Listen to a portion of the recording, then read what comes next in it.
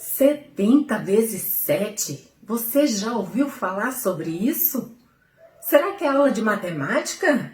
Não, não é não. Eu quero convidar você para estudar o livro de Daniel. Sabe de uma coisa? A gente até vai fazer contas, mas nós vamos ver como isso vai acontecer. A propósito, você já leu o livro de Daniel? Olha, são apenas 12 capítulos, então é simples. Se você ler 2 capítulos por dia, em uma semana você resolve isso. É muito bom, bem interessante. Você vai encontrar vários relatos da experiência pessoal de Daniel com Deus. Você vai encontrar relatos de sonhos, de visões, de experiências bem diferentes, sobrenaturais, tanto de Daniel quanto dos seus amigos. Bom, talvez você não consiga entender tudo, porque a primeira vez que eu li, eu não consegui entender. Tinha algumas coisas muito difíceis ali, mas eu quero convidar você, vem comigo, é por isso que a gente está estudando, não é? Olha, essa coisa dos 70 setes, elas são tempos determinados sobre Israel. Daniel estava falando que ele estava lendo o profeta Jeremias e por isso ele conseguiu discernir o tempo, o enigma. Lá em Daniel 9:2 diz assim: no primeiro ano do seu reinado, eu, Daniel, entendi pelos livros que o número de anos de que falara o Senhor ao profeta Jeremias, que haviam de durar as assolações de Jerusalém, era de 70 anos. Então, os 70 setes são 70 anos. Mas a pergunta é, como é que esses anos vão se cumprir? Eles já se cumpriram? Falta alguma coisa? São 70 anos corridos? Como é que a gente faz essa interpretação? Bem, lembrando aquela imagem que eu trouxe no estudo anterior, de que as profecias nós precisamos ler considerando sempre a quem elas são destinadas. Então nós temos esses 70 setes destinados aos judeus.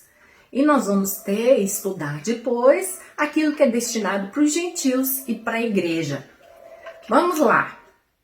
Antes de entrar no conteúdo específico das profecias, a gente tem que conversar sobre a espiritualidade de Daniel, não é? Olha, essa espiritualidade é uma referência para esses nossos tempos.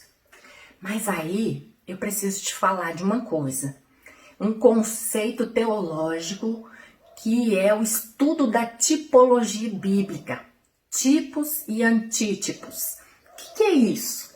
Por exemplo, vou começar já com um exemplo. Moisés é o tipo de Jesus. Jesus é o antítipo.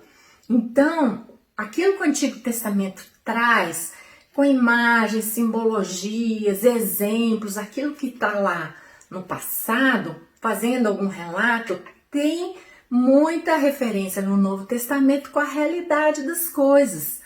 Como eu trouxe nesse exemplo de Moisés sendo um tipo de Cristo. Então, Moisés é o tipo, Jesus Cristo é a realidade, é o antítipo. E aí, por que eu estou trazendo isso para nós? Porque eu acho que Daniel, eu entendo Daniel como sendo um tipo do crente para o dia de hoje. Daniel recebeu muita visão dos tempos do fim. E eu entendo que isso que ele viveu tem a ver, aquilo que ele foi, é uma orientação para nós que estamos vivendo os tempos do fim. Vamos dar uma olhadinha na espiritualidade de Daniel? Olha só. Ele decidiu não se contaminar. Está lá em Daniel 1:8.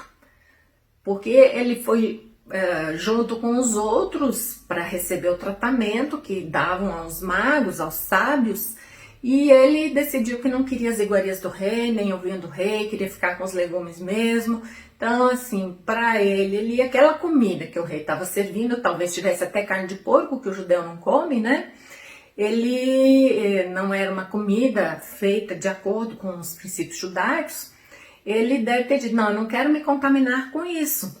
Ele decidiu permanecer separado e teve sabedoria de falar lá com o chefe deles e que liberou. E realmente Daniel e os seus amigos estavam bem melhores depois dos 10 dias.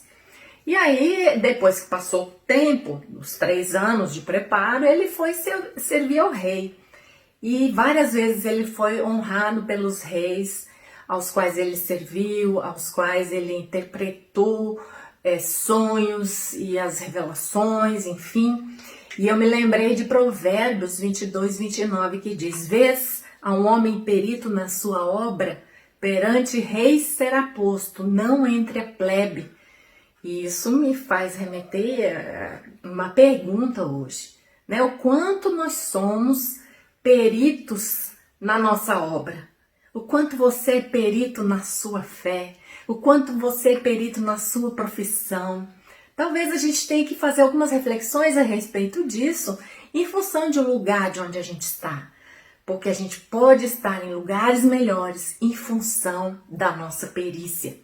Então, vamos investir na nossa vida espiritual. Daniel era sensato e prudente, ele era agradecido. Muitas orações estão escritas das que ele fez no livro, e lá ele fala da gratidão, ele louva a Deus pelas revelações e por tudo que Deus fazia por ele e para ele. Ele tinha fé no livramento de Deus, tanto na situação, ele e os amigos, né, tinham fé, tanto na situação da fornalha quanto na situação da cova. Não tinha medo de falar a verdade. O rei, né, teve alguma visão lá que era contra ele, Daniel não se importava e ele falava o que tinha que ser dito. E ele se destacou, mesmo mais tarde, quando ele estava mais velho, ele não perdeu as virtudes que ele cultivou logo no início da vida dele. E ele tinha um espírito extraordinário, por isso foi chamado lá para Dario, na época de Dario também.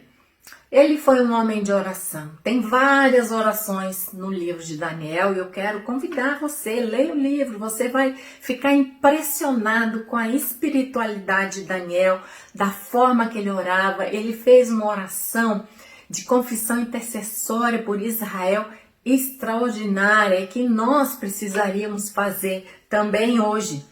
Outra coisa, ele foi um homem de leitura da palavra. Foi aí que ele descobriu as 70 semanas, quando ele estava lendo Jeremias.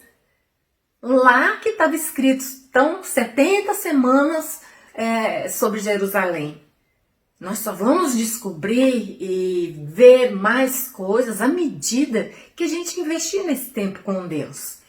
Aí Deus não tem jeito, né? Ele diz na palavra, o anjo que veio e disse: olha, você é um homem muito amado por Deus. Você quer ser muito amado por Deus? Volte-se para Ele. Dedique-se a Ele, leia a palavra, tenha esse tempo, tenha essa fé que Daniel teve. Aí você vai receber essa palavra: olha, não tema, ser forte e tem bom ânimo. Tenha bom ânimo nesses tempos, não tenhamos medo daquilo que vem pela frente. Assim como Daniel foi livre de todo mal, assim como aquilo tudo que deveria acontecer, os leões deveriam ter comido, o fogo deveria ter queimado, nada disso aconteceu. Todos os 4 se viram livres, protegidos por Deus. E assim, essa palavra para nós também hoje: não temas, sejamos fortes, tenhamos bom ânimo. E aí, seguindo a questão da palavra, nós então teremos condições de entender, porque em Daniel 12:10 diz assim, a respeito de todas as coisas que estão escritas no livro: os sábios entenderão. Vamos buscar essa sabedoria? Conto com você. Leia Daniel para os próximos capítulos, tá bom?